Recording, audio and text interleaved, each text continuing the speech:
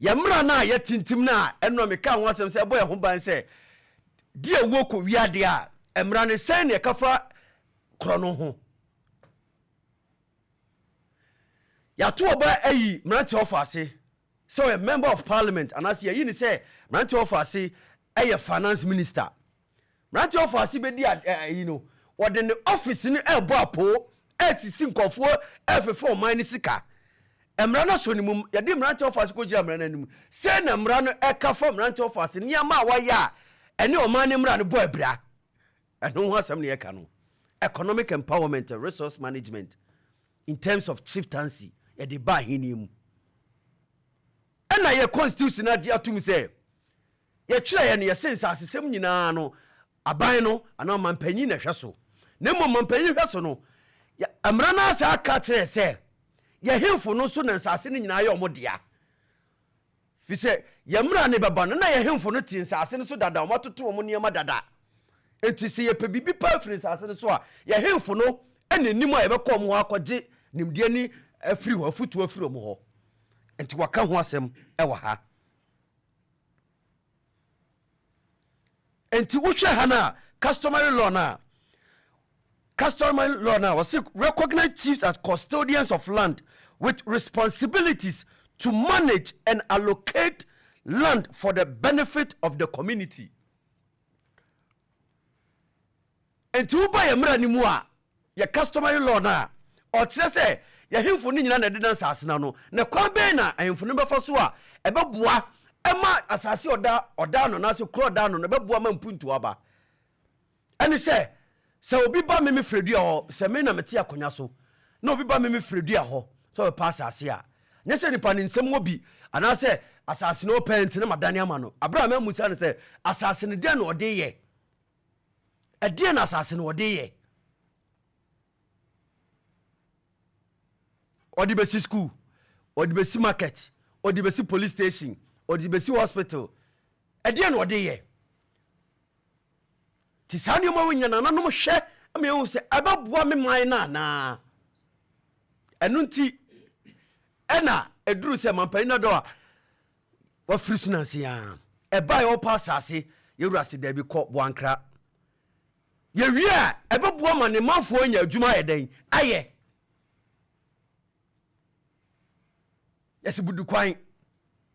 manfo anya adwuma aye for the benefit of the community. Ekwanya nipa no befa so anya adwuma aye. Enti obaji asase na nya so anu an se de wo sikanti no obaji asase no wagya ho okọ. Sana mra no eka. The 1992 constitution sana eka. Na to so ba o hwe constitution na o hwe ensem e kafa nananom ho a yagye atum constitution no emra na gye atum se nananom ana hwe ensase so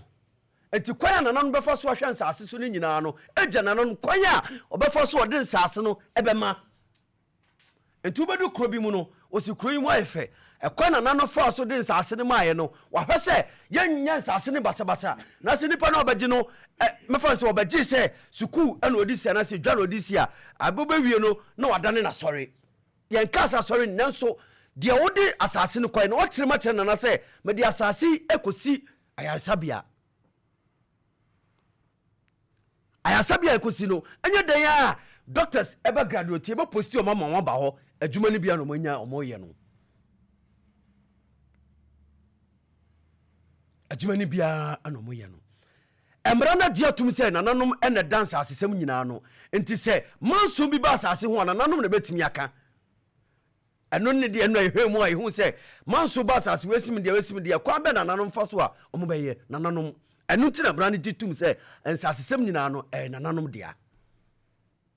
se nananom dia na agudie bi apirafiri mu a kwa be nanana e be fa so a se be ye be kamra no ho abane de enana de kwa be ne bafa so emienu betena se beboa se na wo de nie enti de di ma oni anu na wo de ko chichiri ukuro. Economic empowerment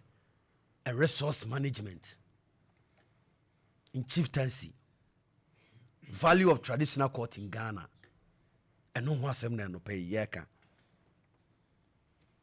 enti bibia nananom ye bia no emra no eta omachi emra no eta omachi enti wo beduru kuro bi so benyo hene a ono afi bia no frɛ ne manfo nyina ne obu akonta a kyerɛ mo sa afini mu sei na baaye nyame adaroma yetimi asidwa yetimi asi school yetimi ayewei yetimi ayewei ne manfo ne to mo se ye ohene yi de se be niam eba ne sem nyina no watimi aye bibi abu hu konta e wo ho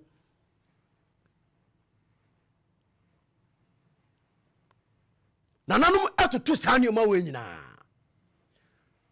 menti me ho ase bi sɔre a nananom ene yɛdane kɔ mo ho ɛno nti ɛna bɔkodie yi ɔmo ho video ni ɛkɔ social media nyina His Excellency John Dramani Mahama ɛde atodwa sɛ nyame yɛ adom akosiada ɔba be hyia santemanwura bɔko nsɛnsɛm nyina ɔde ba beto nanim biemu fi sɛ yɛgye atom sɛ nananom ɛwɔ hɔ a mo boa ma asomdwe ne saa ne ma ni nyina no ɛba nti sɛ yi nananom firi mu a ɛnyɛ yie yɛyi ɔmo firi Ghana nsɛm mu a ɛnyɛ yie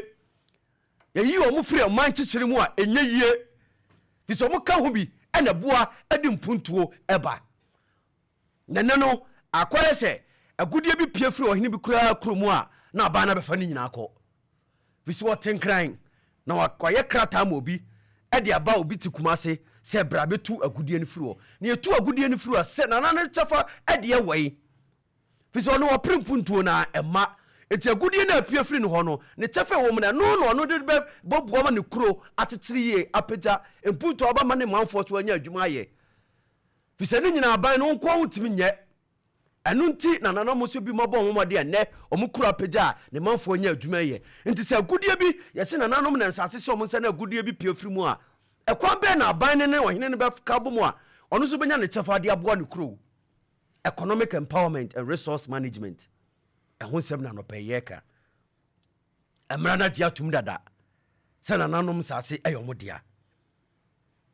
wohwɛ deɛ medi ka kae no a Chieftaincy Act na 2008 Act 759 Section 30 Clause 1 a chief is the custodian of the land of the stew or skin waka ho asɛm nti wotie mi a wobɛtumi abɔ ahyɛ hɔ naso wobɛtumi afa 1992 constitution no deɛ mekan ɛwɔ hɔ sɛ wɔho ɛno nti ɛna wohwɛ asantima mu nsɛm bi ba fa nana bi ho na yɛhwɛ ne manfoɔ bɔ no kwadeɛ sɛ yɛtena se hwehwɛ mu sɛ nana yi deɛ wɔ ama pɛpɛɛpɛ yɔ no kwadeɛ ani nanim nti yɛde ne so mu a ɛnyɛ yie fi sɛ yɛde nsasesɛm nyinaa sɛ wo nsa sɛ boa na ma mpuntuo mmura na wo sɛ wodeɛ wɔbɛyɛ nsasesɛm no basaa ɛbɛtɔ a yɛsi yɛwura sɛ ɔntimi nti saa nneɛma a wei nyinaa no yɛ ade a woyi firi emu a ɛnyɛ yie enti yɛ constitution no aka bibiaa waka wei deɛ the executive judiciary waka wei nti wofa no maako a ɛwɔ deɛ ɛka sɛ obiaa ho constitution aka sɛdeɛ ɛma wɔhene bi yɛnyini ntumi so wɔyɛ hene sɛ wɔbɔ korɔ no wɔde dɛm wɔkɔda afiase constitution ɛwom nti sɛ wonya berɛ na wokenkan yɛ mmara no a saa nneɛma wɔ nyinaa ɛwom nti sɛ nananom ɛna yɛde wɔn atoto nsase no a ɛkwan bɛ na nana bɛfa so a mpuntuo bɛba fi sɛ wo se nananom nsase yɛ ɔmo dea ɛna agudie bi apue foforɔ wɔn aba ɛkwan bɛ na yɛbɛfa so a agudie no ɛbɛboa nana no ama no apagya ne kuro ama ne kuro so atumpɔn ama ne manfoɔ anya adwuma ayɛ nti nɛ ɛno ɛna yɛka ho asɛm sɛ economic empowerment and resource management ne nyinaa ɛka ho bi nti woba yɛ traditional court a yɛ apply customary law to promote economic development, trade and commerce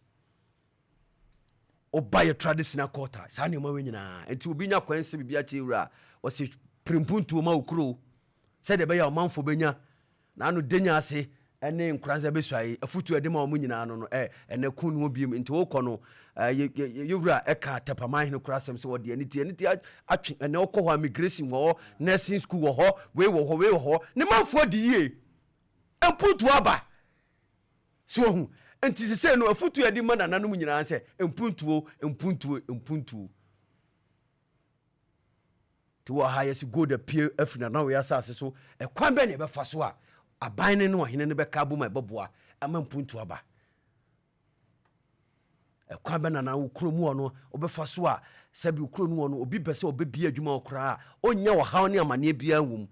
wo hwe man Ghana ko bi ba yɛse Ghana de ye friendly zone nti wo bɛbia adwuma niam bia nti nipa ne ba onim sɛ Ghana de me bɛbia adwuma bɛfa saa so na wo kromu ono na wada ma kwa bɛ na bɛfa so obɛ promote conducive business environment nipa ne adi ne sika bɛsuma bia adwuma bi wo ha onya wo haw ne amane bia fi sɛ wo na ɔde asase ne ma no na kwaya se nipa no asase baako ya toma nipa miensa na nipa ndi adwuma ba ebe de wo de adwuma na ba fi so onim sa asase na o te so no kra nya ne dia we ba okuta krata ye me dia ya toma me we ba ebe de adwuma ba okro mu ama manfo anya adwuma ye intene eno na ye ka ho asem